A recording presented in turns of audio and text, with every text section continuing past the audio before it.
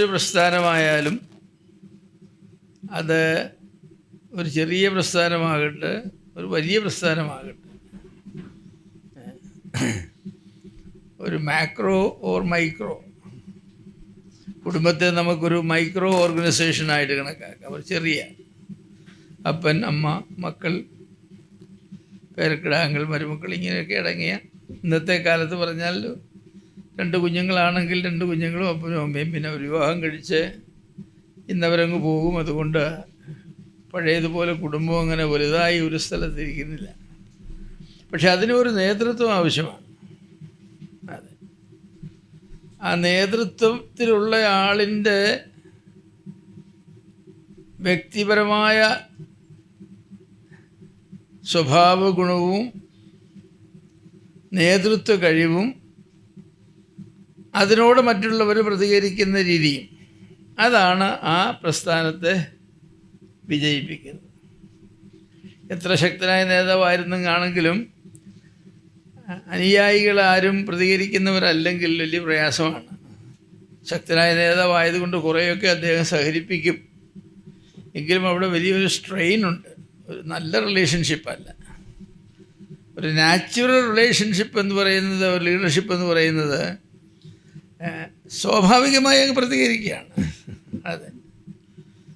അത് ചില വീടുകളിൽ കാണാം. കുഞ്ഞുങ്ങളോട് അപ്പനോ അമ്മയോ ഇങ്ങോട്ട് വന്നേ മോനെ എന്ന് പറഞ്ഞാൽ രണ്ടാമതൊന്നും പറയേണ്ടതായിരിക്കുന്ന ആവശ്യം ഇല്ല. ഒരു പ്രാവശ്യം പറഞ്ഞാൽ മതി. വേറെ ചില വീടുകളിൽ ഒരു പ്രാവശ്യം പറഞ്ഞാൽ പോരാ, ഒരു പ്രാവശ്യം പറഞ്ഞ് 2 പ്രാവശ്യം പറഞ്ഞ് ഞങ്ങളൊക്കെ തമാശയായിട്ട് പറയും, മോനെ മിണ്ടാതിരിക്കുക. പിന്നെ നമ്മൾ സംസാരിച്ചുകൊണ്ടിരിക്കും. എടാ നിന്നോടല്ലയോ പറഞ്ഞ് മിണ്ടാതിരിക്കാൻ. എടാ ഞാൻ നിൻ്റെ ഡാഡി അല്ലേടാ,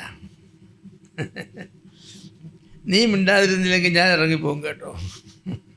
അവസാനം അപ്പം ഇറങ്ങിപ്പോവുകയും ചെയ്യും. അപ്പോൾ ലീഡർഷിപ്പ് അവിടെ പരാജയപ്പെട്ടില്ലേ? പരാജയപ്പെട്ടു. ശക്തനായ ഒരിടത്താണെങ്കിൽ നീ മോനിങ്ങോട്ട് വന്നേ അല്ലേ മിണ്ടാതിരിക്കുന്നു പറഞ്ഞാൽ മിണ്ടാതിരിക്കും. പിന്നെ പ്രശ്നമേ ഉദിക്കുന്നില്ല.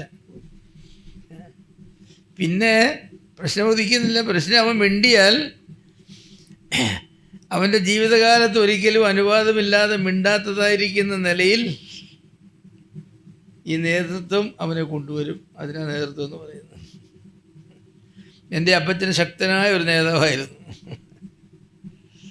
എനിക്കൊരു 6 വയസ്സുള്ളപ്പോഴാണെന്ന് തോന്നുന്നു, അതോ 7 വയസ്സുള്ളപ്പോഴാണ്, എന്ത് കാര്യമാണെന്ന് ഓർക്കുന്നില്ല, എന്തോ ഒരു കാര്യത്തിൽ അപ്പച്ചൻ എന്നോട് എന്തോ ചെയ്യാൻ പറഞ്ഞു. എന്നെ കൊണ്ടുവക്കില്ലെന്ന് പറഞ്ഞ് ചാടി മുറ്റത്തേക്ക് ഇറങ്ങി. അത്ര ഇറങ്ങുള്ളൂ. വരാന്തയിൽ മുറ്റത്തോട് കാലെടുത്ത് വെച്ചതേ ഉള്ളൂ. അപ്പോഴെനിക്ക് മനസ്സിലായി ഞാൻ ചെയ്യുന്നത് തെറ്റാണ്. തിരിച്ച് കാലെടുത്ത് വെക്കാൻ പറഞ്ഞ് പൊക്കില്ലെന്ന് പറഞ്ഞു. ഇനിയും ഈ വീട്ടിലേക്ക് കയറണമെങ്കിൽ എൻ്റെ പെർമിഷൻ വേണം, എനിക്ക് ഇഷ്ടമുള്ളത് പൊക്കോളാം. ഞാൻ 4 മണിക്കൂറുള്ളത് തൊറ്റത് കരഞ്ഞു. പറ്റി പറഞ്ഞു ഈ വീട്ടിലെ വെക്കില്ലെന്ന് പറഞ്ഞു. എൻ്റെ അധികാരം ഈ വീട്ടിൽ നടക്കും, അതിന് യാതൊരു സംശയവുമില്ല, നിനക്ക് ഇഷ്ടമുള്ളത് പോകാമെന്ന്. ഞാനവിടെ നിന്ന് 4 മണിക്കൂർ, മഴയും പെയ്തു, മഴ മുഴുവൻ നനഞ്ഞു. മഴയൊക്കെ കഴിഞ്ഞപ്പോൾ എൻ്റെ അയൽവക്കത്ത് ഞങ്ങൾക്ക് വളരെ അടുത്ത ബന്ധത്തിലുള്ള അപ്പച്ചൻ്റെ കൾക്ക് വളരെ പ്രായമുള്ള അപ്പച്ചൻ്റെ ഒരു കസിൻ്റെ ഭാര്യ അമ്മച്ചി, 75 വയസ്സുണ്ട്, 65 വയസ്സ് കാണും, വന്നു വീട്ടിലേക്ക് വന്നപ്പോൾ ഞാനിവിടെ നിൽക്കുകയാണ്, നനഞ്ഞിങ്ങനെ നിൽക്കുകയാണ്. എന്താ മോനിവിടെ നിൽക്കുന്നു ചോദിച്ചു. ഞാൻ പൊട്ടിക്കരഞ്ഞു. അമ്മച്ചി അടുത്ത് വന്ന കാര്യം ചോദിച്ചു. എന്നിട്ട് എൻ്റെ അപ്പച്ചനെ അവറാച്ചൻ എന്നാണ് വിളിക്കുന്നത്. അവറാച്ച, അവന് 6 വയസ്സ് മാത്രമുള്ള കൊച്ചല്ലേ, നീ അവനോട് ക്ഷമിക്കുന്നു. ഇല്ല അമ്മച്ചി എന്ന് പറഞ്ഞു, കാര്യത്തിൽ ഇടപെടരുതെന്ന് പറഞ്ഞു. ഇതെൻ്റെ രാജ്യമാണെന്ന് പറഞ്ഞു. ഇവിടെ ഞാനാ രാജാവെന്ന് പറഞ്ഞു. സമ്മതിക്കില്ല. പിന്നെ അമ്മച്ചി പോയി അപ്പച്ചനെ കാല് പിടിച്ച് കുറേ നേരം കൊണ്ട് അപ്പച്ചൻ പറഞ്ഞു, ഇന്ന് ഒരു പ്രാവശ്യം ഞാൻ ക്ഷമിച്ചു തരാം. എൻ്റെ അടുക്ക വന്ന് എൻ്റെ കാല് പിടിച്ച് പറയണം, ഇനി മേലാൽ അപ്പച്ചൻ്റെ അധികാരത്തിൻ്റെ കീഴിൽ ഞാൻ നിൽക്കുന്നിടത്തോളം അപ്പച്ചൻ എന്ത് പറഞ്ഞാൽ അനുസരിച്ചുകൊള്ളാം. അന്ന് ഞാൻ അങ്ങനെ ഒരു അനുസരണം വാക്ക് കൊടുത്തു. അപ്പച്ചൻ അധികാരത്തിൻ്റെ കീഴിൽ നിൽക്കുന്നിടത്തോളം കാലം അപ്പച്ചൻ എന്ത് പറഞ്ഞാലും ഞാനങ്ങ് അനുസരിക്കുമായിരുന്നു. അപ്പം ഞാൻ പറഞ്ഞ my father was A strong leader. ഇന്നലെ ഞങ്ങൾക്ക് കോട്ടേജ് മീറ്റിംഗ് ആയിരുന്നു ഞങ്ങളുടെ കോഴഞ്ചേരിയിൽ. അപ്പോൾ ഒരു സഹോദരനെ എൻ്റെ വീട്ടിൽ വെച്ചാണ് ആ സഹോദരനെ സാക്ഷ്യം പറഞ്ഞപ്പോൾ അദ്ദേഹം എൻ്റെ ഡ്രൈവറായിട്ടുണ്ടായിരുന്നു. അദ്ദേഹം പറഞ്ഞു, അച്ചായൻ്റെ കൂടെ കുറച്ച് കാലം ഞാൻ ഡ്രൈവറായിരുന്നു, ഭയങ്കര കാർക്കശ്യമുള്ളൊരു മനുഷ്യനാണ്, ഭയങ്കര കാർക്കശ്യമുള്ളൊരു മനുഷ്യൻ, എനിക്ക് പേടിയായിരുന്നു. ഞാൻ പറഞ്ഞു, ഞാൻ കാർക്കശ്യമുള്ള മനുഷ്യനാണ്, എന്നെ അങ്ങനെയാണ് വളർത്തിയത്, എൻ്റെ അപ്പനും അങ്ങനെ തന്നെയായിരുന്നു പറഞ്ഞു. എൻ്റെ മക്കളോട് ഞാൻ ആ കാർക്കശ്യം തന്നെ കീപ്പ് ചെയ്താണ്. അതുകൊണ്ട് എനിക്ക് ഒരിക്കലും എൻ്റെ മക്കളോട് 2 പ്രാവശ്യം ഒരു കാര്യം പറഞ്ഞു വന്നിട്ടില്ല, ഒരിക്കലും. ഒരു പ്രാവശ്യം പറഞ്ഞു, 2 പ്രാവശ്യം ഒരു കാര്യം പറഞ്ഞില്ല. 5 മക്കളുണ്ട്, അവരെല്ലാവരും കല്യാണം കഴിച്ച് കൊച്ചുമക്കളും ഒക്കെ ആയി, ഓരോ സ്ഥാനങ്ങളിലായി. എന്നെ അവരനുസരണക്കേട് കാണിച്ചിട്ടില്ല. ഒരു മൂത്ത മകൻ മാത്രം ഒരിക്കൽ അവൻ്റെ ചോദിച്ചിട്ട് പോകും, ഡാഡി ഞാൻ എൻ്റെ ഫ്രണ്ടെ കാണാമെന്ന് പൊക്കോട്ടെ എന്ന് ചോദിച്ചു. പൊക്കോ, ഒരു 5 മണിയാണ്, ഇനി എപ്പോൾ തിരിച്ചു വരും? 7 മണിയാകുമ്പോൾ തിരിച്ചു വരും. ശരി, 7 തന്നെ വന്നാൽ മതി എന്ന് പറഞ്ഞു. പോയി 7 കഴിഞ്ഞ് 7:15 വന്നില്ല, 7:30 ആയപ്പോഴാണ് വന്നത്. അപ്പം ഞാൻ പറഞ്ഞു, ശരിയാവരുന്നു, നീ ഈ ബ്രോക്ക് യുവർ വേർഡ് എന്ന് പറഞ്ഞു, നിൻ്റെ വാക്ക് നീ ബ്രേക്ക് ചെയ്തു. 7 പറഞ്ഞു, 7:30 അല്ല മോനെ എന്ന് പറഞ്ഞു. ഞാൻ അവനെന്ന് 10ാം ക്ലാസ്സിൽ പഠിക്കുകയാണ്. അവർ 6-7 അടി കൊടുത്ത് നല്ല ജോലിയുണ്ട്. നിൻ്റെ ജീവിതത്തിൽ പാഠമായിരിക്കരുത്, നിൻ്റെ ജീവിതത്തിലെ ഏറ്റവും വിലയേറിയത് നിൻ്റെ വാക്കാന്ന് പറഞ്ഞു. നിൻ്റെ ജീവിതത്തിലെ ഏറ്റവും വിലയേറിയത് നിൻ്റെ വാക്കാന്ന് പറഞ്ഞു. പണം ഉണ്ടാക്കുകയും നഷ്ടപ്പെടുകയൊക്കെ ചെയ്തു വരും, പക്ഷെ വാക്കങ്ങനെയല്ലെന്ന് പറയും. നിങ്ങളുടെ വാക്ക് ഉവ്വെന്ന് പറഞ്ഞാൽ ഉവ്വ് എന്നും ഇല്ല എന്ന് പറഞ്ഞാൽ നീ അത് ലംഘിച്ചെന്ന് പറഞ്ഞു. അടി കൊടുത്തു, പിന്നെ ക്ഷമയൊക്കെ ചോദിച്ചു. അതെ, അപ്പോൾ അത് സന്ധ്യാവും വൈഫ് പറഞ്ഞു, അത്രയും അടിക്കണോ, ഒരടിയും കൊടുത്താൽ പോരെ, ചാരടി കൊടുക്കേണ്ട ആവശ്യമുണ്ടെന്ന് ചോദിച്ചു. കാർക്കശ്യക്കാരനാണെന്നെങ്കിൽ രാവിലെ അവനെ വിളിച്ചു, മോനഞ്ഞു വരാൻ പറഞ്ഞു. എന്നാൽ എത്ര അടി അടിച്ചെന്ന് ചോദിച്ചു. 6 അടി. അതിൽ 5 അടിക്ക് ക്ഷമ ചോദിക്കുന്നു, 1 അടി നിനക്ക് സമാധാനം. ഞാൻ തെറ്റുപറ്റിയ ക്ഷമ ചോദിക്കും, മക്കളോട് ഭാര്യയോട് ആരും. എനിക്കെപ്പോൾ ബോധ്യമോ അപ്പോൾ വിളിച്ച് ക്ഷമ ചോദിക്കും. അതെൻ്റെ ഇതാണ്. ഈ നേതൃത്വം എന്ന് പറഞ്ഞാൽ, നേതൃത്വത്തെ ബഹുമാനിക്കണമെങ്കിൽ അങ്ങനെ വെക്കും. എന്നെ അങ്ങനെ വളർത്തിയത് കേട്ടോ. ഞാൻ 10ാം ക്ലാസ്സിൽ പഠിക്കുമ്പോൾ അപ്പച്ചൻ മോനെ പേന ചൂണ്ടുന്ന മഷി ഒഴിക്കുന്ന പേനയാണ്, ഇന്നത്തെ ഇപ്പോൾ ഒരു ബോൾ പെന്നൊന്നുമില്ല. ഞാൻ പോയി പേന എടുത്തിട്ട് കൊടുക്കാൻ നോക്കും, പേന ഇല്ല, അവിടെ എല്ലാം നോക്കി. അപ്പോൾ അപ്പച്ചൻ പേന കളഞ്ഞു പോയെന്ന് പറഞ്ഞു. അപ്പച്ചൻ ഒന്നും പറഞ്ഞില്ല, നഷ്ടപ്പെടാമില്ല. അപ്പച്ചൻ അങ്ങനെ റീസണബിളായിട്ട് ആളാണ്. 2 മിനിറ്റ് കഴിഞ്ഞപ്പോൾ ഓർമ്മ വന്നു, എൻ്റെ ഫ്രണ്ട് പേന ചോദിച്ചായിരുന്നു സ്കൂൾ വിടുന്നതിന് മുമ്പ്, അവനങ്ങോട്ട് വാങ്ങി തിരിച്ചു തന്നില്ല. അപ്പം ഞാൻ പറയാം, അപ്പച്ച ഫ്രണ്ടിൻ്റെ കയ്യിലോട്ട് പേന തോന്നി, നീ വരാൻ പറഞ്ഞു. നീ ഒരു കള്ളം പറഞ്ഞു, ഇത് സത്യമേതാന്ന് ചോദിച്ചു. അപ്പം ഞാൻ പറഞ്ഞ 2ാമത് പറഞ്ഞ സത്യം. അപ്പോൾ പിന്നെ ആദ്യത്തെ കള്ളം എന്തിനാ പറഞ്ഞതെന്ന് ചോദിച്ചു. ഇത്ര ധൃതിച്ചതിൻ്റെ ഉത്തരം തന്നെന്ന് ചോദിച്ചു. ചിന്തിച്ചാലോചിച്ച് പോരേന്ന് ചോദിച്ചു. എനിക്കപ്പച്ച 5-6 അടി തന്നു. അപ്പച്ച പാഠമായിരിക്കണമെന്ന് പറഞ്ഞു. ആരോട് എവിടെ സംസാരിച്ചാലും ചോദ്യം ചോദിച്ചാൽ ചിന്തിച്ച് ഉത്തരം പറയാവും, മാറ്റി പറയണയാകുന്നു. വാക്ക് മാറ്റുന്നത് ജെന്റിൽമാൻ അല്ലെന്ന്. അപ്പോൾ അന്ന് ഞാനൊരു കാര്യം പഠിച്ചു. ഏത്? സോറി പറയേണ്ട ആവശ്യമൊന്നുമില്ല. അപ്പം നീ 5 മിനിറ്റ് എടുത്ത് പറഞ്ഞാൽ മതിയായിരുന്നു. പേന കാണുന്നില്ലെന്ന് പറഞ്ഞാൽ മതി. മറ്റേ പേന കാണുന്നില്ല, എന്ത് പറ്റുന്നറിയില്ല. പിന്നെ ഓർക്കും പറഞ്ഞാൽ മതിയായിരുന്നല്ലോ, ഞാൻ സ്നേഹിതം വാങ്ങിച്ചാണ്. അപ്പോൾ ഈ അനുഭവം നിങ്ങൾക്കില്ലെന്ന് എനിക്കറിയാം, നിങ്ങളങ്ങനെ ആയിരിക്കില്ല സൂക്ഷിച്ച് വളർന്നത്. അതുകൊണ്ട് നിങ്ങൾ വേറെ നിലയിലായിരിക്കും. ഞാനങ്ങനെ ഇച്ചിരി സ്ട്രിക്റ്റായിട്ട് പെരുമാറിയ ഒരാളാണ് എന്ന് ഞാൻ അങ്ങ് പറയാം. എൻ്റെ ഡ്രൈവർ അങ്ങനെ പറഞ്ഞുകൊണ്ടാണ്. ഞാൻ ഭയങ്കര കാർക്കശ്യക്കാരനായിരുന്നു. ഇപ്പോൾ കുറച്ച് കുറഞ്ഞെന്ന് പറഞ്ഞു, പ്രായമൊക്കെ ആയപ്പോൾ. അപ്പോൾ ഞാൻ പറഞ്ഞു അതിന് കാരണമുണ്ടെന്ന് പറഞ്ഞു. പ്രായമായപ്പോൾ ഞാൻ എൻ്റെ ഭാര്യയെ കഴിഞ്ഞ ദിവസം വിളിച്ചു, കുറച്ച് ദിവസം മുമ്പ് വിളിച്ചിട്ട് പറഞ്ഞു, ഗ്രേസ്, എനിക്ക് വയസ്സ് 53ആയി, നിനക്ക് 78ആയി, നിനക്കൊരു പ്രോമിസ് തരാനാണ് വിളിച്ചെന്ന് പറഞ്ഞു. മരിക്കുന്നത് വരെ നിനക്ക് ബുദ്ധിമുട്ടുള്ളൊരു കാര്യം ഞാൻ പറയില്ല, നീ എന്ത് തിന്നാലും കഴിക്കും. നേരത്തെ അങ്ങനെയല്ല, എനിക്കിഷ്ടമുള്ളതുകൊണ്ട് തരാൻ നിർബന്ധമുണ്ട്. ഇനിയും നീ എന്ത് തിന്നാലും കഴിച്ചോളാം, ശേഷിച്ച് നമ്മുടെ കാലം സന്തോഷമായിട്ട് ചിരിച്ച് കളിച്ച് തമാശയായിട്ട് നമുക്ക് പോകണമെന്ന് പറഞ്ഞു. അങ്ങനെയാണ് ഞങ്ങളിപ്പോൾ പോകുന്നത്. അതെന്ത് തന്നാലും, എനിക്കിഷ്ടമില്ലാത്ത തന്നാലും സന്തോഷമായിട്ട് കഴിച്ച് കൊള്ളാമല്ലോ എന്നതാന്ന് പറഞ്ഞ് കഴിച്ചങ്ങ് പോകുന്നു. അപ്പോൾ അത് മരിക്കുന്നവരെ വാക്ക് പാലിക്കണം. ഞാനിത് പറഞ്ഞ എന്തിനാന്ന് ചോദിച്ചാൽ എന്നെപ്പറ്റി പ്രശംസിക്കാറില്ല. ഈ ലീഡേഴ്സെന്നും ലീഡർഷിപ്പ് എന്നും ഒക്കെ പറഞ്ഞാൽ a leader is one who leads. നയിക്കുന്നവനാണ് ലീഡർ. അതെ, വഴി അറിയാവുന്നവനാണ് ലീഡർ. വഴി അറിയാത്തവൻ ലീഡ് ചെയ്താൽ നമുക്കറിയാമില്ല. വഴി അറിയാവുന്നവനും അറിയാവുന്ന വഴിയെ പോകുന്നവനും ആ വഴിയെ മറ്റുള്ളവരെ തൻ്റെ പിന്നാലെ നടത്തുന്നവനും, വഴി തെറ്റിയെന്ന് കണ്ടാൽ അത് തിരുത്തുന്നവനും, അവരാണ് നീതി. നിങ്ങൾ എത്ര ട്രെയിനിങ് ക്ലാസ്സിന് പോയാലും നിങ്ങൾ എന്തൊക്കെ ചെയ്താലും ഞാനീ പറഞ്ഞു, വഴി അറിയില്ലെങ്കിൽ നിങ്ങൾ ലീഡറാകരുത്. മറ്റുള്ളവരെ ലീഡ് ചെയ്യാൻ, നിങ്ങളുടെ പിന്നാലെ നയിക്കാൻ നിങ്ങൾക്ക് കഴിവില്ല. ചിലർ മുന്നേ നിന്ന് നയിക്കും, ചിലർ പുറകെ. ആടുകൾ ചിലപ്പോൾ ഇടേൻ്റെ പുറകെ ഇടയും മുന്നിലുമാണ്, ചിലപ്പോൾ അങ്ങനെയല്ല, ആടുകൾ മുന്നിൽ കുറേ പുറകിലുമാണ്. അതെ, അത് സാഹചര്യം അനുസരിച്ച് അതെ മുന്നേ നിന്ന് നയിക്കും.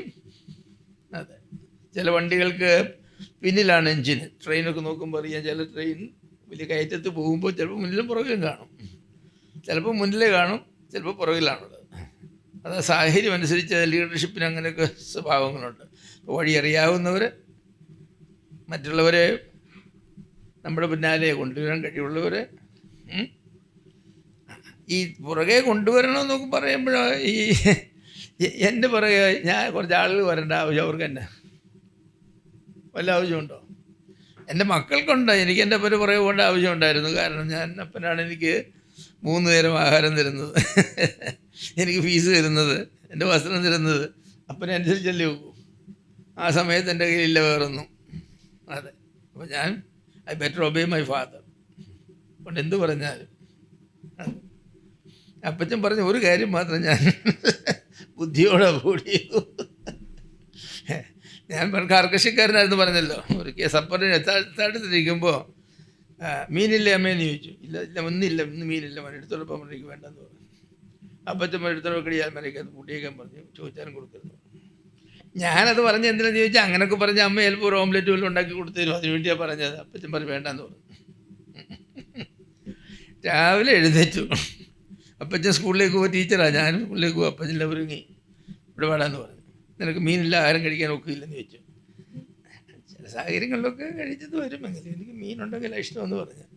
അന്നത്തെ കാലത്ത് 1960 കാര്യം 2 രൂപ എടുത്തിട്ട് പറഞ്ഞു, ഞാൻ കോളേജ് പഠിക്കുക. 2 രൂപ എടുത്തെന്ന് പറഞ്ഞു, കോളേജ് കഴിഞ്ഞ് വരുമ്പോൾ നീ മാർക്കറ്റ് കയറി 2 രൂപയുടെ മീൻ വാങ്ങിച്ചുകൊണ്ട് കൊടുക്കും, നമ്മുടെ കൊടുക്കണം എല്ലാ ദിവസവും. ഈ 2 രൂപ രാവിലെ വാങ്ങിച്ചിട്ട് പോകണമെന്ന് പറഞ്ഞു. അപ്പം ഞാൻ ശരിയായല്ലോ, പിള്ളേരും എല്ലാം കൂടെ ചേർന്ന് ഒരു സ്ഥലത്ത് കോളേജിൽ അന്നത്തെ കാലത്ത് ഞാനൊരു തേക്കിൻ്റെ ഇലയ്ക്കകത്ത് 2 രൂപയുടെ മീനും ഒക്കെ പൊതിഞ്ഞു കൊണ്ടിരുന്നു. അപ്പം ഞാൻ ചിന്തിച്ചിട്ട് പറഞ്ഞു,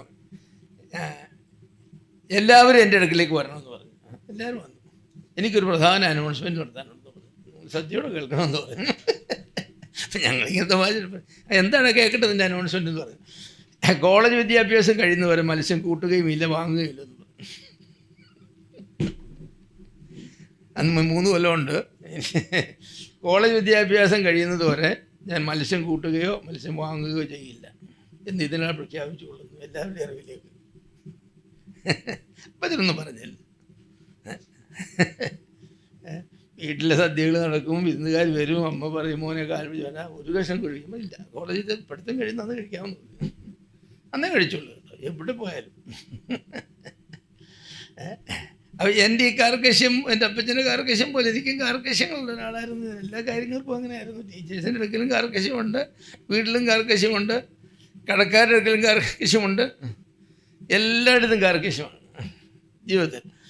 അതെൻ്റെ ഒരു രീതി, അത് നല്ലതാണെന്ന് ശരിയാണെന്നൊന്നല്ല ഞാൻ പറയുന്നത് കേട്ടോ. പക്ഷേ ലീഡർ എന്ന് പറഞ്ഞാൽ എന്താണ്? He has his principles and vase. എന്നെ എൻ്റെ ചെറുപ്പത്തിൽ പരവേശപുത്രൻ എന്ന നാട്ടുകാർ വിളിക്കുന്നത്. അപ്പച്ചൻ പറയുമ്പോൾ ഒരു കിലോ പഞ്ചസാര വാങ്ങിച്ചിട്ട് പറയും, പല കടകളുണ്ട്, കാശ് കൊടുത്തിട്ട് ഈ കാശ് കടം വാങ്ങുന്ന രീതിയില്ല. അപ്പോൾ എല്ലാ കടക്കാരും റെഡിയായി വരുന്ന അവർ പരവേശപുത്രൻ വരുന്നുണ്ട്. ഞാൻ പറയും 1 കിലോ പഞ്ചസാര, 10 എണ്ണം അതിന് മുമ്പ് പഞ്ചസാര തന്നിരിക്കണം. 10 എണ്ണത്തിന് 1 കിലോ പഞ്ചസാര തൂക്കിക്കൊള്ളാം, അല്ലെങ്കിൽ അടുത്ത കടയിൽ നിന്ന് വാങ്ങുന്നത്. നിങ്ങളുടെ കടയിൽ വന്ന് പിടിക്കുമെന്ന് എനിക്ക് ഞാൻ കാശ് തന്നിട്ടായിരുന്നു. ഉടനെ തന്നെ തൂക്കി 10 മിനിറ്റ് കഴിഞ്ഞ് അതിനുള്ളിൽ 10 ഇടുന്നതിനുള്ളിൽ പഞ്ചസാര തൂക്കിയ കൈ തന്നിരിക്കും. Very good. ഞാൻ നേരെ വീട്ടിലും പോകും, എങ്ങും നിൽക്കുകയില്ല. എൻ്റെ സ്വഭാവം. അപ്പോൾ അതുകൊണ്ട് എൻ്റെ ഡ്രൈവർ പറഞ്ഞ് കർക്കശമുണ്ടെന്ന് പറഞ്ഞപ്പോൾ, കർക്കശമുണ്ട്, ഒരു സ്ഥലത്ത് താമസിക്കാൻ പാടില്ല നിയമം ഉണ്ടായിരുന്നു. ഇന്നും അങ്ങനെയാണ്. നേരത്തെ ഇവിടെ വന്നു, നേരത്തെ എന്ന് പറഞ്ഞാൽ 8 മണിയായപ്പോഴും വന്നു. അതെന്തിനാന്ന് ചോദിച്ചാൽ രാവിലെ ട്രാഫിക് ഇച്ചിരി കഴിഞ്ഞാൽ ട്രാഫിക് കൂടും. ട്രാഫിക് കൂടി ആഗ്രഹിക്കുന്നത് വരാനായിട്ട് ഒക്കില്ല. അപ്പോൾ വെളുപ്പിനാണെങ്കിൽ വിട്ടുപോരാ, വിട്ടുപോകും. ഞാൻ പറയുന്നത് മനസ്സിലാവും. ഞാൻ എന്നെപ്പറ്റി സാക്ഷ്യം പറയാനല്ല വന്നത്. ലീഡർഷിപ്പ് എന്ന് പറഞ്ഞാൽ വൺ ഹൂ ലീഡ്സ്. അപ്പോൾ അതിന് വഴി അറിയണം, തീരുമാനങ്ങൾ എടുക്കണം, അല്ലേ? എന്താണ് തീരുമാനം എടുക്കണമെന്ന് അറിയണം. തീരുമാനങ്ങൾ തെറ്റിപ്പോയാൽ സോറി പറയണം, തിരുത്തിയാൽ മാത്രം പോരാ. കാരണം എൻ്റെ തീരുമാനം കൊണ്ട് മറ്റുള്ളവർക്ക് അബദ്ധം പറ്റിയില്ലേ? അവരുടെ സമയം, ചിലപ്പോൾ അവരുടെ പണം, അവരുടെ ബുദ്ധിമുട്ട്, അത് ഞാൻ നിരുപാധികം ക്ഷമ ചോദിച്ച് തെറ്റ് തിരുത്തി ഇനി എടുക്കാൻ പോകുന്ന കാര്യം ശരിയാണെന്ന് അവരെ ബോധ്യപ്പെടുത്തണം. അതെ. അപ്പോൾ ഇതൊക്കെയാണ് ഈ ലീഡർഷിപ്പ് എന്ന് പറഞ്ഞാൽ. ഇതിപ്പം നിങ്ങളിത് സഭകളിലെ ലീഡർഷിപ്പിനെ പറ്റി പറയുക. ഏറ്റവും പ്രധാനപ്പെട്ടതും ഏറ്റവും കോംപ്ലിക്കേറ്റഡുമായ ലീഡർഷിപ്പ് എന്ന് പറഞ്ഞാൽ എന്താണെന്നറിയാമോ? ചർച്ച് ലീഡർഷിപ്പാണ്. കാരണം എന്താണെന്ന് വെച്ചാൽ രക്തബന്ധമില്ലാത്തതായിരിക്കുന്ന ആളുകളാണ്, അല്ലേ? എല്ലാവരും പുരോഹിതന്മാരാണ്, എല്ലാവരും പുരോഹിതന്മാരാണ്, രാജകീയ പുരോഹിതന്മാരാണ്. അപ്പോൾ ഒരു രാജാവ് ഒരു രാജാവിനെ ഭരിക്കാൻ ചെന്നാൽ ബുദ്ധിമുട്ടറിയത്തില്ലേ? അപ്പോൾ ഞാൻ ലീഡർഷിപ്പ് കൊടുക്കുന്ന എൻ്റെ കൂടെ നിൽക്കുന്ന ആളുകളെല്ലാം എന്നെപ്പോലെ തന്നെ രാജകീയ പുരോഹിതന്മാരും യേശുക്രിസ്തുവിൻ്റെ രക്തത്താൽ എന്നെപ്പോലെ തന്നെ വീണ്ടെടുക്കപ്പെട്ടവരുമാണ് എന്നുള്ള ബോധ്യം എനിക്ക് വേണം. എനിക്കതുകൊണ്ട് അവരെ ബഹുമാനിച്ചു വെക്കും. ഒരു സ്ഥാപനത്തെ പോലെയല്ല. ഞാനൊരു സ്ഥാപനത്തിലെ ലീഡറാണെങ്കിൽ എല്ലാവരും ഇന്ത്യൻ പൗരന്മാരാണെന്ന് പറയാം, അതിനപ്പുറത്തേക്ക് പറയാനൊക്കില്ല. എല്ലാവർക്കും ഒരു വിദ്യാഭ്യാസമായിരിക്കും. ലീഡർ കൂടുതൽ വിദ്യാഭ്യാസം, കൂടുതൽ കഴിവ്, കൂടുതൽ പരിചയം, കൂടുതൽ ശമ്പളം, ഒരുപാട് കാര്യങ്ങൾ, മാനേജ്മെൻറ്റ് സപ്പോർട്ട്, അങ്ങനെ ഒരുപാട് കാര്യങ്ങളില്ലേ? പക്ഷേ ഇവിടെ വരുമ്പോൾ അങ്ങനെയല്ല. എല്ലാവരും കർത്താവിൻ്റെ മക്കളാണ്, എല്ലാവരെയും കർത്താവ് സ്നേഹിക്കുന്നവരാണ്. എന്ന് മാത്രമല്ല, ഓരോരുത്തർക്കും കർത്താവ് എന്ത് കൊടുത്തിട്ടുണ്ട്? കൃപാവരങ്ങൾ കൊടുത്തിട്ടുണ്ട്. ഓരോരുത്തർക്കും. ലീഡറായിരിക്കുന്നവന് മാത്രമല്ല കൃപാവരമുള്ളത്.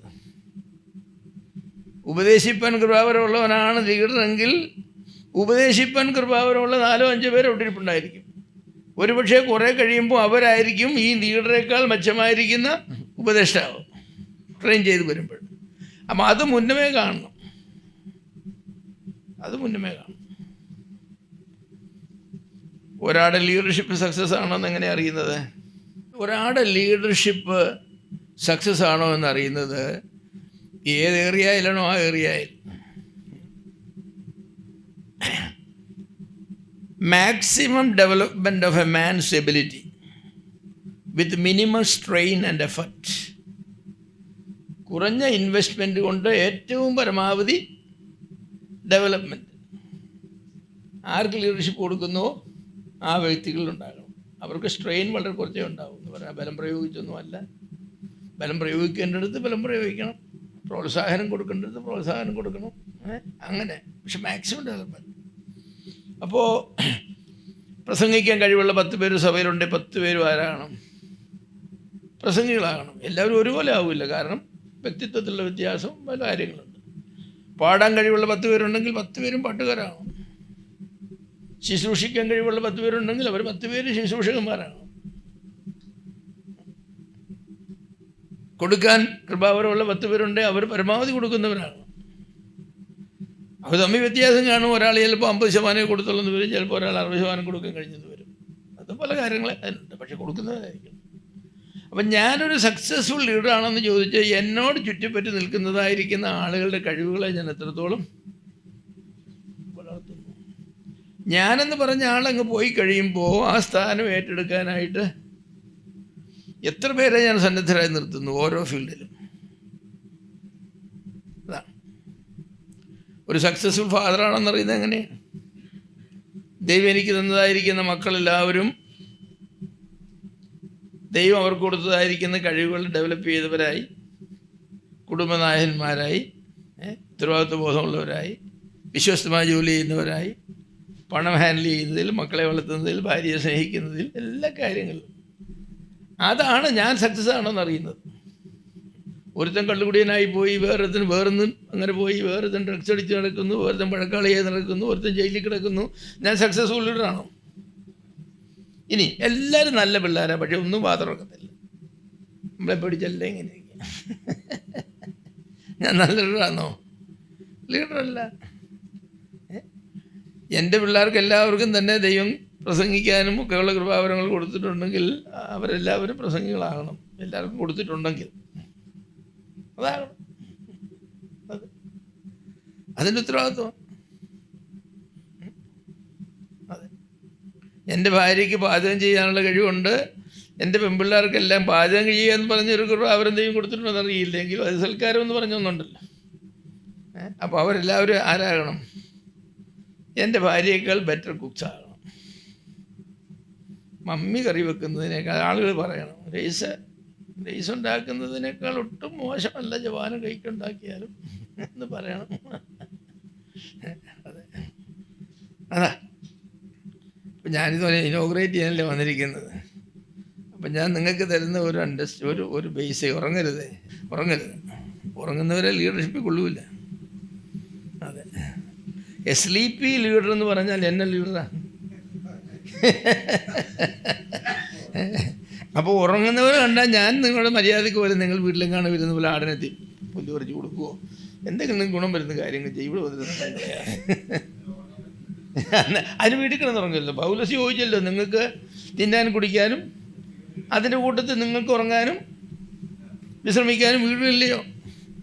അതിനിവിടെ വരണോ? ഈ വണ്ടി കൂലിയും കളച്ച് കൊടുത്ത് രാവിലെ എഴുന്നേറ്റ് ബുദ്ധിമുട്ടി ഇവിടെ വന്നിരുന്ന് ഉറങ്ങണം? നിങ്ങളുടെ നല്ല കട്ടിലെ നല്ല നിന്ന് കിടന്ന് സുഖമായി മെത്തയില കായല്ലേ ആ തലവണിയൊക്കെ കെട്ടിപ്പിടിച്ച് കിടന്ന് ഉറങ്ങിയ എൻ്റെ നല്ല സുഖമായ ഉറക്കമാണ് അല്ലേ? അതെ. അപ്പോൾ ഈ ലീഡർഷിപ്പ് പ്രോഗ്രാമിൽ നിങ്ങൾ നേടണമെന്ന് ഞാൻ ആഗ്രഹിക്കുന്നത് എന്താണെന്ന് ചോദിച്ചാൽ, ദൈവം നിങ്ങൾക്ക് തന്നിട്ടുള്ള കൃപാവരവും കഴിവും ഏത് ഫീൽഡിലാണോ ആ ഫീൽഡിൽ നിങ്ങൾ ഓപ്റ്റിമം ഡെവലപ്മെൻ്റ് എന്ന് ഞാൻ പറയും. എന്താ പറയുക, നിങ്ങൾക്ക് എത്താവുന്ന ഒരു ലെവൽ ഏതാണോ ആ ലെവൽ വരെ നിങ്ങൾ എത്തണം. അത് സ്മൂത്തായിട്ട് എത്തണം. എന്നിട്ട് ആ കൃപാവരം ഉപയോഗിച്ച് നിങ്ങളുടെ സഭയുടെ നന്മയ്ക്ക് വേണ്ടി പ്രവർത്തിക്കണം. അപ്പോൾ ഇവിടെ ഒരു പ്രശ്നമുണ്ട്. നിങ്ങൾക്കില്ലാത്ത കൃപാവരങ്ങളെ പലർക്കും പ്രകാശിപ്പിക്കാൻ ആഗ്രഹം. കാരണം പ്രസംഗിക്കുന്നവർക്കല്ലേ കൂടുതൽ ബഹുമാനം കിട്ടുന്നത്. അപ്പോൾ എല്ലാവർക്കും വേണ്ടത് എന്താ? എനിക്ക് ഒരു പ്രസംഗി ആകണം. പക്ഷെ പ്രശ്നം എന്താ? നിന്നെ ദൈവം അതിനുവേണ്ടി വിളിച്ചിട്ടില്ല. അപ്പം നിന്നെ ട്രെയിൻ ചെയ്യിക്കുന്ന ആൾ ഫ്രസ്ട്രേറ്റഡ് ആകും. കാരണം എന്താ? നിനക്കില്ലാത്തതായിരിക്കുന്ന ഒരു കഴിവ് നിന്നിൽ വളർത്താനാണ് അവർ ശ്രമിക്കുന്നത്. നിനക്കില്ലാത്തൊരു കഴിവ് നേടിയെടുക്കാനാണ് നീ ശ്രമിക്കുന്നത്. ഇത് ഈ ഇല്ലാത്ത കഴിവ് പ്രകാശിപ്പിക്കുന്ന കേട്ടുകൊണ്ടിരിക്കുന്ന ആളുകൾക്ക് എന്തൊരു ബോറടിയായിരിക്കും അല്ലേ? യേശുദാസിനെ പാടുന്നതിന് പോലെ ഞാൻ കയറി പാടിയാൽ ഒരു മീറ്റിങ്ങിൽ നിങ്ങളെല്ലാം കല്ലെറിയ എന്നെ. എന്നെ ബഹുമാനിക്കുന്നവരോട് കല്ലെറിയില്ലെങ്കിലും ആരെങ്കിലും എന്ന് പറയും, ബ്രദറെ സ്റ്റേജിൽ നിന്ന് സ്ഥലം വിടുന്നതായിരിക്കും നല്ലത്. അപ്പോൾ അതാ ലീഡർഷിപ്പ് എന്ന് പറഞ്ഞാൽ. അപ്പോൾ ഇവിടെ സാധിക്കേണ്ടതാണ്. ഇവിടെ എല്ലാവരും പ്രസംഗികളാക്കുകയല്ല, എല്ലാവരും അഡ്മിനിസ്ട്രേഷനാക്കുകയല്ല, എല്ലാവരും ശുശ്രൂഷകന്മാരാക്കുകയല്ല, എല്ലാവരും ഉപദേഷ്ടാക്കന്മാരാക്കുകയല്ല. അല്ല, പിന്നെന്താ? എല്ലാവരുടെയും കഴിവുകൾ വളർത്തിയെടുക്കുക എന്നുള്ളതാണ്. അതിന് നിങ്ങളെ ട്രെയിൻ ചെയ്യിക്കുന്ന ആളുകൾക്ക് ഒരു ദൗത്യമുണ്ട്, നിങ്ങൾക്കൊരു ദൗത്യമുണ്ട്. നിങ്ങളുടെ ദൗത്യം എന്താ? നിങ്ങളുടെ കൃപാവരം എന്താണെന്ന് കണ്ടെത്തുകയും ആ കൃപാവരം ഡെവലപ്പ് ചെയ്യാനായിട്ട് നിങ്ങളെ ട്രെയിൻ ചെയ്യിക്കുന്ന ആളുകൾ പറഞ്ഞു തരുന്ന ഹോംവർക്കും മറ്റുമൊക്കെ വിശ്വസ്തമായി ചെയ്യുകയും ചെയ്യണം. നിങ്ങളുടെ ട്രെയിനേഴ്സിനുള്ളത് എന്താണ്? നിങ്ങളുടെ കൃപാവരം എന്താണെന്ന് കണ്ടെത്തുകയും ആ കൃപാവരം വളർത്തുന്നത് നിങ്ങൾക്കുള്ള ബുദ്ധിമുട്ടുകളും ബലഹീനതകളും തടസ്സങ്ങളും എന്താണെന്ന് കണ്ടതിനെ പരിഹരിച്ച് നിങ്ങളെ വളർത്തുകയും ചെയ്യണം. ഇതാണ് ലീഡർഷിപ്പ് എന്ന് പറയുന്നത്. അതിന് നിങ്ങളെല്ലാവരും സന്നദ്ധരാണോ? അതൊരു വലിയ ചോദ്യമാണ്. നിങ്ങളെല്ലാവരും അതിന് സന്നദ്ധരാണെങ്കിൽ ഞാൻ ഈ പ്രോഗ്രാം ഇനോഗ്രേറ്റ് ചെയ്തു എന്ന് പറയും. നിങ്ങൾ അതിനൊന്നും ബ്രദറെ ഞങ്ങൾ സന്നദ്ധരല്ല, വന്നിരുന്ന് കുറച്ച് കാര്യം കേൾക്കാനൊക്കെ ഉള്ള താല്പര്യം അത്രയേ ഉള്ളൂ. പിന്നെ ഒക്കട്ടെ, എന്തെങ്കിലും ഗുണം വരുന്നെങ്കിൽ വരട്ടെ. അത് ലീഡർഷിപ്പ് എൻ്റെ പരിപാടിയല്ല, എന്തെങ്കിലും ഗുണം വരുന്നെങ്കിലല്ല. അപ്പം നിങ്ങൾ ലീഡർഷിപ്പ് ആഗ്രഹിക്കുന്നവരാണ്, നിങ്ങൾ വന്നതിൽ എനിക്ക് വളരെ സന്തോഷമാണ്. നിങ്ങൾക്ക് ദൈവം തന്ന കൃപാവരം എന്താണെന്ന് നിങ്ങൾ വ്യക്തമായി അറിയണം, ഈ കൃപാവരങ്ങൾ എന്താണെന്ന് വ്യക്തമായി അറിയണം. ആ കൃപാവരങ്ങളുടെ വളർച്ചയ്ക്ക് വേണ്ടി നിങ്ങളെ ലീഡ് ചെയ്യുന്ന ആളുകൾ ആരാണോ അവർ പറയുന്നത് നിങ്ങൾ എന്ത് ചെയ്യണം? സത്യസന്ധമായി നിങ്ങൾ വിശ്വസിക്കുകയും സഹകരിക്കുകയും ചെയ്യണം. അപ്പോൾ അവർ ചിലപ്പോൾ ശാസിച്ചെന്ന് വരും, അവരൊന്ന് ശാസിച്ചെന്ന് വരും. പോഷത്വങ്ങൾ ചെയ്താൽ ചിലപ്പോൾ ശാസിക്കും. അപ്പം ഞാൻ പറഞ്ഞത്, ലീഡറായിരിക്കുമ്പോൾ ആ തെറ്റിനി ആവർത്തിക്കാതിരിക്കണമെങ്കിൽ അദ്ദേഹത്തിൻ്റെ മനസ്സിൽ പതിയുന്നതായിരിക്കുന്ന ഒരു നടപടി എടുത്തെങ്കിലേ ഒക്കും. എൻ്റെ അതും കടുങ്കൈയായി പോയെന്ന് പറഞ്ഞാൽ പിന്നെയും കടുങ്കൈ ചെയ്യും. അതെ, അത് തെറ്റാണെന്ന് ചോദിച്ചാൽ തെറ്റല്ലെന്ന് വിശ്വസിക്കുന്ന ഒരാളാണ് ഞാൻ. അതെൻ്റെ ഗുണത്തിനും അതിനേക്കാൾ കൂടുതൽ അവൻ്റെ ഗുണത്തിനും എന്ന് പറഞ്ഞതുപോലെയാണ്. ഞാനൊരാളെ ട്രെയിൻ ചെയ്യിക്കാനായിട്ട് തുടങ്ങിയാൽ ചിലപ്പോൾ നന്നായിട്ട് വിമർശിക്കും. ഞാൻ പ്രസംഗശാസ്ത്രം പഠിപ്പിച്ചാൽ എന്നേക്കാൾ നന്നായി പ്രസംഗിക്കണം അവർ. സ്വാഭാവിക കഴിവുകൾക്ക് വ്യത്യാസമുണ്ട്, അതനുസരിച്ചൊക്കെ വ്യത്യാസം വരുമെന്നേ ഉള്ളൂ. പക്ഷേ ശാസ്ത്രവും നിയമമൊക്കെ അനുസരിച്ച് പോകണം. അതെ. അപ്പം നിങ്ങൾ ഈ പരിപാടി ഇവിടെ ഇനോഗ്രേറ്റ് ചെയ്യുകയാണ്. എന്തിനു വേണ്ടി? സ്വർഗത്തിലെ ദൈവത്തിൻ്റെ മഹത്വത്തിനും ദൈവത്തിൻ്റെ പരിപാടിയായ സഭയുടെ അനുഗ്രഹത്തിനും നിങ്ങളുടെ സ്വർഗീയമായ പ്രതിഫലങ്ങൾ വർദ്ധിക്കാനും. കാരണം നിങ്ങൾക്കുള്ള പ്രതിഫലങ്ങളെ നിശ്ചയിക്കുന്നത് നിങ്ങളുടെ വരങ്ങൾ സംബന്ധിച്ചും കഴിവുകൾ സംബന്ധിച്ചും എത്ര വിശ്വസ്തരായിരുന്നു എന്നുള്ളതിനാണ്. നിങ്ങൾക്ക് പ്രതിഫലങ്ങൾ കിട്ടണം, സഭയ്ക്ക് അനുഗ്രഹം വരണം, ദൈവത്തിന് മഹത്വം വേണം. ഇത് മൂന്നും സാധിക്കുമോ? പിന്നെ നിങ്ങളുടെ ഓരോരുത്തരും മുഖത്ത് നോക്കിയാൽ നിങ്ങൾക്കൊക്കെ ഇത്രയും കഴിവുള്ള ആളുകളാണ്. പറഞ്ഞാൽ നിങ്ങൾ ഇത്രയും കഴിവുണ്ട്, നിങ്ങൾക്ക് അതങ്ങോട്ട് വികസിപ്പിക്കണം. ചിലർക്ക് വികസിപ്പിക്കാത്തതിൻ്റെ കാര്യം അലസതയാണ്. അലസതയെന്ന് പറഞ്ഞാൽ ഭയങ്കര അലസന്മാരാണ്, ലേസി. വേറെ ചിലർക്ക് അവരുടെ അലസതയല്ല, അവരുടെ ഒരു പ്രശ്നം എന്ന് പറഞ്ഞാൽ അച്ചടക്കമില്ലായ്മ. ചില പിള്ളേരുടെ പുസ്തകങ്ങളെടുത്ത് നോക്കി, സാറ് പഠിപ്പിക്കുമ്പോൾ എന്തെല്ലാം പൂക്കളും എന്തെല്ലാം കിളികളെയും അവിടെ വരച്ചുകൊണ്ടിരിക്കുന്നറിയാം. കണക്കാണ് പഠിപ്പിക്കുന്നത്, കണക്ക് പത്രം നിറച്ച് കിളിയും പൂവും കുരിശും മാലയും ഒക്കെയാണ് എന്ന് പറഞ്ഞാൽ എന്താണ്? സാറ് കണക്ക് പഠിപ്പിക്കുമ്പോൾ അത് ശ്രദ്ധിക്കേണ്ടതിന് പകരം ഇവനെവിടെയാ ജയിക്കുമോ? അച്ചടക്കമില്ലായ്മയല്ലേ അത്? അച്ചടക്കമില്ലായ്മയാണ്. അത് തന്നെയുണ്ട്. നല്ല ഡിസിപ്ലിൻ ഉണ്ടെങ്കിൽ നമുക്ക് ഏത് ഫീൽഡിലും ജയിക്കാൻ പറ്റും. ഏത് ഫീൽഡിലായാലും ജയിക്കണമെങ്കിൽ അച്ചടക്കം വേണം. അച്ചിലിട്ടടക്കണം. ഓരോ വിഷയത്തിനും ഓരോ അച്ച. ഒരു പ്രസംഗിക്കുള്ള അച്ചല്ല ഒരു പാട്ടുകാരനുള്ള അച്ച, ഒരു പാചകക്കാരനുള്ള അച്ചല്ല ഒരു മീൻപിടുത്തക്കാരനുള്ള അച്ച്. അവനവൻ്റെ അച്ചിലിട്ട് അവനെ ശരിക്ക് പ്രസ് ചെയ്ത് അടക്കം ചെയ്ത് എടുത്താലേ ശരിയാവും. അപ്പോൾ അച്ചടക്കം ഈസ് വെരി ഇമ്പോർട്ടൻറ്റ്. അച്ചടക്കം എന്ന് പറഞ്ഞാൽ you have to pay a price. ഏത് പരിപാടിക്കും ഒരു വില കൊടുക്കാനുണ്ട്. ആ വില കൊടുക്കാനുള്ള മനസ്സ്, അതിലേറ്റവും കൂടുതൽ വില കൊടുക്കാനുള്ളത് എവിടെയെന്നറിയാം?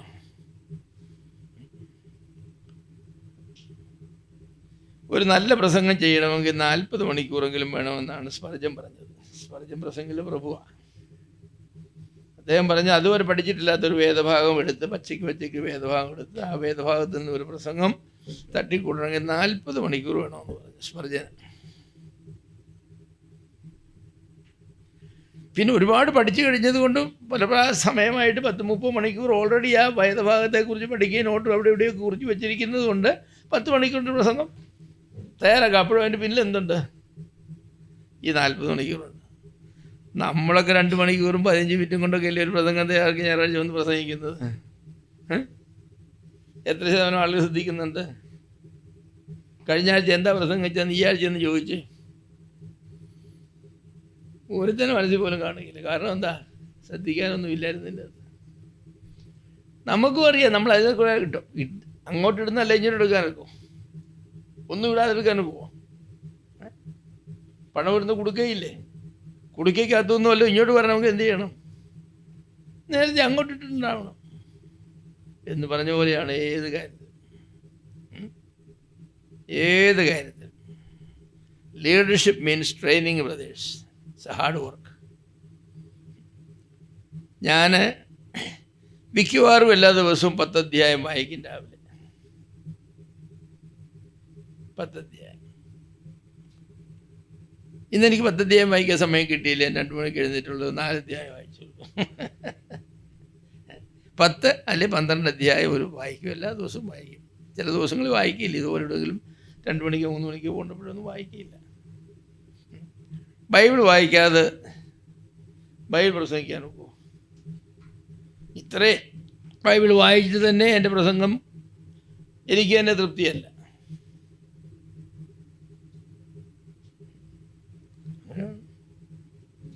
അങ്ങനെ വേണം, നന്നായിട്ട് വേണം.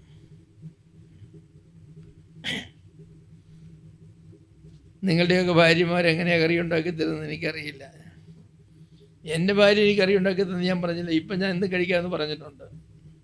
പക്ഷേ വർഷങ്ങൾ കൊണ്ട് എന്തും കഴിക്കില്ലെന്നുള്ള കാര്യം അദ്ദേഹത്തിൻ്റെ മനസ്സിലുള്ളത് കൊണ്ട് ഉണ്ടാക്കുന്ന കാര്യം എനിക്ക് എന്താ ഇഷ്ടമെന്നുള്ളത് അറിയാം. അതുകൊണ്ട് എന്തും ഉണ്ടാക്കി കൊണ്ട് തരിയില്ലെന്നുള്ളത് എനിക്കറിയാം. തന്നാലും ഞാൻ കഴിച്ചോളാം എന്നുള്ളതാണ് പ്രോമിസ്. അതെന്താണെന്ന് ചോദിച്ചാൽ ചില ചിട്ടകൾ എനിക്കുണ്ട്. ആ ചിട്ടയ്ക്ക് അനുസരിച്ച് എൻ്റെ അപ്പച്ചൻ അങ്ങനെ ആയിരുന്നു. എന്തുണ്ടാക്കി കൊടുത്താലും കഴിക്കുന്ന ആളൊന്നുമല്ല. അപ്പോൾ എങ്ങോട്ട് പോകുന്നത് അമ്മ കഴിച്ച് രാവിലെ എഴുന്നേറ്റ് രാവിലെ വൈകിട്ട് അപ്പച്ചനെ അത്താഴം കൊടുത്ത് കഴിയുമ്പോൾ അപ്പച്ചൻ ചോദിക്കും, അപ്പച്ചൻ രാവിലെ എന്താ അപ്പച്ചന് കഴിക്കാൻ വേണ്ടത്? എന്തുകൊണ്ട് മോളെ? അപ്പച്ചാ പുട്ടുണ്ടാക്കാം, ഉപ്പുമാവ് ഉണ്ടാക്കാം, ദോശ ഉണ്ടാക്കാം, ഇഡ്ഡലി ഉണ്ടാക്കാം, ചപ്പാത്തി ഉണ്ടാക്കി തരാം. 5-6 ഐറ്റം പറയും. അപ്പച്ചൻ ഏതാ വേണ്ടത്? അപ്പച്ചൻ ഒരു ഐറ്റം പറയും. അപ്പച്ചാ കൂട്ടാൻ എന്താ വേണ്ടത്? എന്തുകൊണ്ട് മോളെ കൂട്ടാൻ? മീൻ കറി വെച്ച് തരാം, ചിക്കൻ മണിക്കറി വെച്ച് തരാം, പച്ചക്കറി ഉണ്ടാക്കി തരാം. ഇങ്ങനെ 5-6 ഐറ്റം വരാം. അപ്പച്ചോടം പറയും, അതുണ്ടായിക്കൊണ്ട് കൊടുക്കും. വഴക്ക് കിട്ടുമോ? പിന്നെ അത് ഏറ്റവും നന്നായിട്ട് ഉണ്ടാക്കി കൊടുക്കും. രാവിലെ ബ്രേക്ക്ഫാസ്റ്റ് കഴിച്ചുകൊണ്ടിരിക്കുമ്പോൾ ചോദിക്കും, അപ്പച്ചൻ ഉച്ചയ്ക്ക് എന്താ വേണ്ടത്? അപ്പച്ചന് വൈകിട്ട് എന്താ വേണ്ടത്? ഒരു നേരം പോലും എൻ്റെ ഭാര്യയെ സംബന്ധിച്ച് ഒരു കുറ്റമോ ഒരു കംപ്ലയിൻറ്റോ എൻ്റെ അപ്പനോ അമ്മയോ പറഞ്ഞിട്ടില്ല. കാരണം എന്തെന്നറിയാം? She did her duty. അങ്ങനെ ചില മരുമക്കളുടെ വേണേ തിന്നിടോ മൂപ്പില്ല അതിരിക്കുക, എഴുന്നേറ്റ് പോവും. വഴക്കുണ്ടാവില്ലേ വീട്ടിൽ? ഉണ്ടാവും. എന്ന് പറഞ്ഞതുപോലെ ഞാൻ പറഞ്ഞത് ഒരു പാചകക്കാരൻ ഉത്തരവാദിത്വം എന്താ? കഴിക്കുന്ന ആളുകൾക്ക് ഇഷ്ടമുള്ള ആഹാരം ഏറ്റവും സ്വാദിഷ്ടമായി ഉണ്ടാക്കി കൊടുക്കുക എന്നുള്ളൊരു പാചകക്കാരൻ്റെ ഉത്തരവാദിത്വം അല്ലേ? അപ്പോൾ കഴിക്കുന്ന ആളിന് എന്താ വേണ്ടതെന്ന് അറിയില്ല. അയാൾ എന്ത് ടേസ്റ്റ്, ഉപ്പ് വേണ്ടാണോ, എരിവ് വേണ്ട ആളാണോ, അല്ലാത്ത ആളാണോ, ഇല്ലാത്ത ആളാണോ, ഇതൊന്നും അറിയാതെ എന്തെങ്കിലും ചുമ്മാ ഉണ്ടാക്കി കൊണ്ടുവച്ച് തിന്നണേ വേണ്ട തിന്നുവേണം എഴുന്നേറ്റ് പോകുമെന്ന് പറഞ്ഞാൽ ശരിയാവും. അതുപോലെയാണ് കേൾക്കാൻ വന്നിരിക്കുന്ന ആളുകൾക്ക് ഏറ്റവും ആവശ്യമായിരിക്കുന്ന വചനം അവർക്ക് ഏറ്റവും മനസ്സിലാകുന്ന നിലയിൽ ഏറ്റവും സ്വാദിഷ്ടമായിട്ട് അത് പ്രസംഗിച്ച് കേൾപ്പിക്കുക എന്നുള്ളതാണ് പ്രസംഗത്തെ ഉത്തരവാദിത്വം. തീരുമാനമെടുക്കുന്നു അങ്ങനെയാണ്. നിങ്ങളൊരു വിഷയത്തെ സംബന്ധിച്ചൊരു അഭിപ്രായം ചോദിക്കാനായിട്ട് എന്തെങ്കിലും വായി വരുന്ന അഭിപ്രായം പറയാൻ നോക്കുമോ? ഇല്ല. ആ പ്രശ്നത്തിന് ഏറ്റവും നല്ല പരിഹാരം ആ വ്യക്തിയെ സംബന്ധിച്ചുള്ള കുടുംബത്തെ സംബന്ധിച്ചുള്ള എന്താണെന്ന് മനസ്സിലാക്കി ആ പരിഹാരം ഉടനെ പറയണം നിർബന്ധമില്ല. ഞാനതേക്കുറിച്ച് ചിന്തിക്കട്ടെ, പഠിക്കട്ടെ, നാളെ രാവിലെ ഇങ്ങോട്ട് പറയാമെന്ന് പറയാം.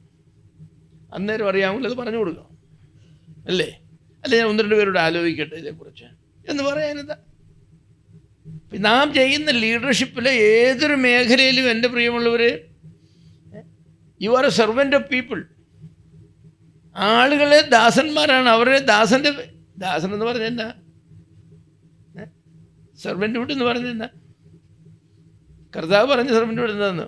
വയലിൽ രാവിലെ ഇവിടെ പണിയെടുക്കുക, 6 മണിയാകുമ്പോൾ വാടകയിൽ നിന്ന് വന്നു, യജമാനി ഇങ്ങനെ കിടന്ന് നടക്കുക, കർത്താവ് ചോദിച്ചു, നീ വന്നാൽ കുളിച്ച് വന്ന് ആഹാരം കഴിക്കണമെന്ന് പറയുമോ? പോയി കുളിച്ച് വൃത്തിയായിട്ട് എനിക്ക് ഏറ്റവും ഇഷ്ടമുള്ള ആഹാരം എന്താണെന്ന് നിനക്കറിയാമല്ലോ, അത് കൊണ്ടുവന്ന് എന്നെ തീറ്റി, അന്നത്തെ കാലത്ത് ഫാനുമൊന്നുമില്ല, വിശറി കൊണ്ട് വീശി, ഞാൻ ഉറങ്ങിയ ശേഷം നീ പോയി വല്ലതും കഴിച്ചോളൂ എന്ന് പറഞ്ഞാൽ എ സെർവൻ്റ് ഉത്തരവാദിത്തം ടു പ്ലീസ് ദ മാസ്റ്റർ. യജമാനനെ സന്തോഷിപ്പിക്കുക എന്നുള്ളതാണ്. അതാണ് പ്രീച്ചേഴ്സ് എല്ലാം സെർവൻസാണ്, സഭയിലെ സഹോദരന്മാർ സെർവൻസാണ്. അപ്പം നിങ്ങൾക്ക് ഏറ്റവും ഇഷ്ടമായ പ്രസംഗം എന്താണ്, നിങ്ങൾക്ക് ആവശ്യമായത് എന്താണെന്ന് കണ്ട് നിങ്ങൾക്ക് ഏത് വിധത്തിൽ പറയുന്നതാണ് ഇഷ്ടമെന്നുള്ളത് മനസ്സിലാക്കി, ദൃഷ്ടാന്തങ്ങൾ വേണമെങ്കിൽ ദൃഷ്ടാന്തങ്ങൾ അല്ലേ ഒക്കെ സഹിതം നിങ്ങളുടെ മുന്നിൽ ആ പ്രസംഗം കൊണ്ടുവെക്കുക എന്നുള്ളതാണ് ഞാൻ എന്ന് പറഞ്ഞതായിരിക്കുന്നത് എൻ്റെ ഞാനൊരു വേലക്കാരാണ് നിങ്ങളെ ഉത്തരവാദിത്വം. വേണേ കേട്ടിട്ട് എൻ്റെ വലിയിറങ്ങി വീട്ടിൽ പോകും, എനിക്കിങ്ങനെയൊക്കെ വെക്കൂ എന്ന് പറയുന്നതാണോ? നോട്ട്. അതാണ് പലയിടത്തും സംഭവിക്കുന്നത്. അതുകൊണ്ട് ലീഡർഷിപ്പ് ട്രെയിനിങ്ങിലേക്ക് വരുമ്പോൾ I want you all to become leaders. നിങ്ങളെല്ലാവരും നേതൃത്വത്തിലേക്ക് വരണം.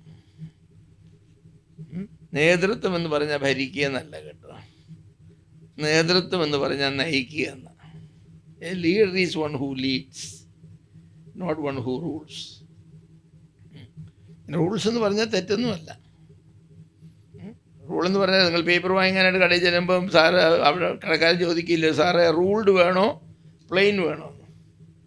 എന്തുവാ ഈ റൂൾഡ് എന്ന് പറഞ്ഞാൽ? എന്തിനീ വരയിടുന്നത്? മഷിയിട്ട് പേപ്പറിലെല്ലാം വരച്ചു വെക്കുന്നതിന് നേരെ എഴുതാൻ. നല്ല റൂളർ എന്ന് പറഞ്ഞാൽ എന്താണെന്നറിയാം? നേരെ കാര്യങ്ങൾ ചെയ്യുന്നവൻ, നേരെ ചൊവ്വേ ചെയ്യുന്നവൻ, പോകേണ്ടതുപോലെ പോകുന്നവൻ. അതാണ് that's a real ruler. That's a root meaning. അപ്പം ഞാനൊരു കുടുംബത്തിൻ്റെ റൂളറാന്ന് പറഞ്ഞാൽ കുടുംബത്തിലെ എല്ലാ കാര്യങ്ങളും നേരെ ചെയ്യുന്നവനാണ്. അല്ലാതെ വേറെ അവിടെ തുടങ്ങിയിട്ട് ഇവിടെ ഒന്ന് അവസാനിക്കുന്നില്ല.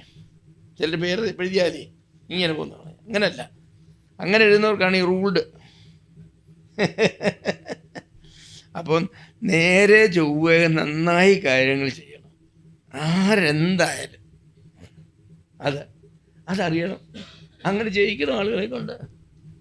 അങ്ങനെയല്ല മോനെ ചെയ്യേണ്ടത്, ഇങ്ങനെ ചെയ്യേണ്ടത്.